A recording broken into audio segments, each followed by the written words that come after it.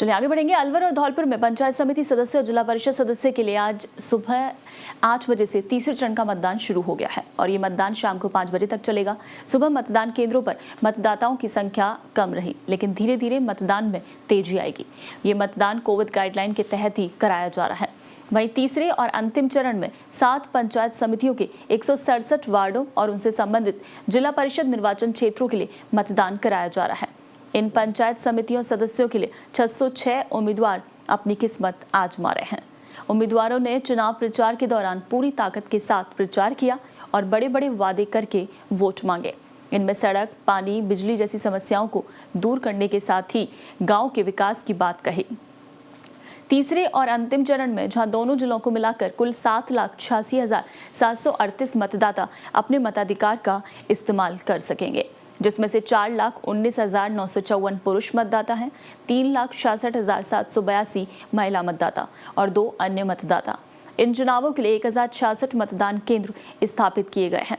तीसरे और अंतिम चरण में 7 पंचायत समितियों के 167 वार्डों और उनसे संबंधित जिला परिषद निर्वाचन क्षेत्रों के लिए मतदान किया जा रहा है।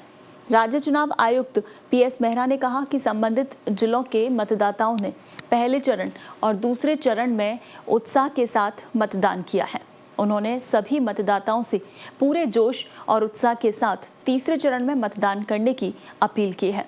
उन्होंने कहा कि सभी मतदाता बिना किसी प्रलोभन, लालच और दबाव के भयमुक्त मतदान करें। मेहरा ने बताया कि अलवर और धौलपुर जिला परिषद और पंचायत समिति सदस्यों के लिए 3 चरणों में चुनाव कराए जा रहे हैं। तीनों चरण के मतदान के बाद 29 अक्टूबर को जिला मुख्यालयों पर मतगणना करवाई जाएगी। साथ ही उन्होंने बताया कि प्रमुख और प्रधान का चुनाव 30 अक्टूबर को और उप प्रमुख और उप प्रधान का चुनाव 31 अक्टूबर को करवाया जाएगा।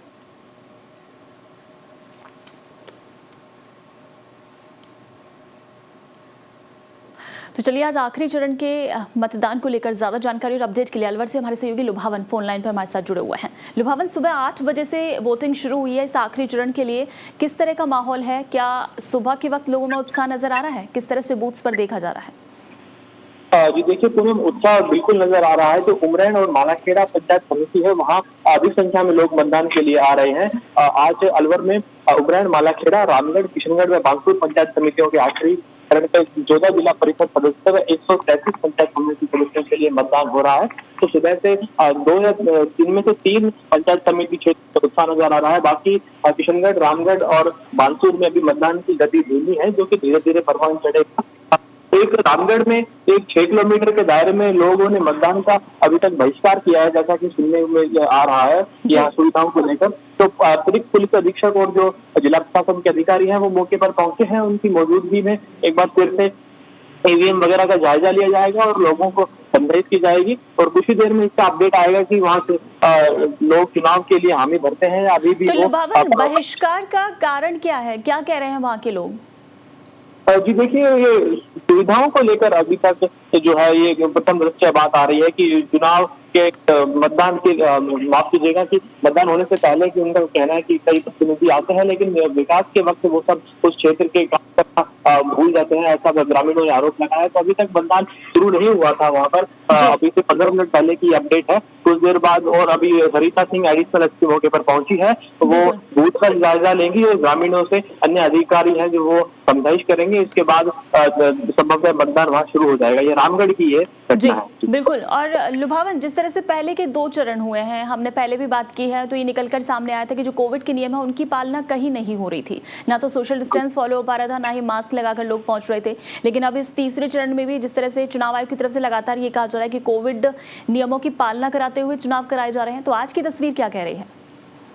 जी देखिए, आज की तस्वीर तो मिली जुली हम कह सकते हैं। जो कार्मिक हैं चुनाव कराने वाले, उनमें से कईयों ने मास्क लगा रखे हैं, लेकिन पुलिसकर्मी जो तैनात किए गए हैं वो बार बार मास्क हटा रहे हैं और बार बार लगा रहे हैं, क्योंकि जो महिलाएं हैं वो घूंघट में आ रही हैं, उन्होंने मास्क नहीं लगाया हुआ है और जो बुजुर्ग हैं उनके चेहरे से मास्क नदारद है। तो जो पूरी तरह से दावे किए जा रहे थे चुनाव आयोग, जिला प्रशासन की ओर से कि कोविड की अगर पालना नहीं होगी तो मतदान नहीं किया जा रहा है, वो दावे पूरी तरह से फेल हुए हैं।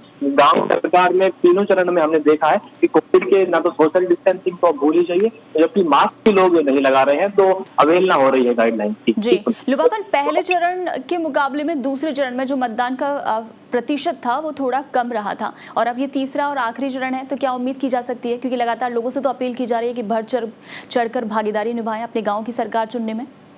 जी बिल्कुल, भागीदारी निभाने के लिए अपील तो की जा रही है।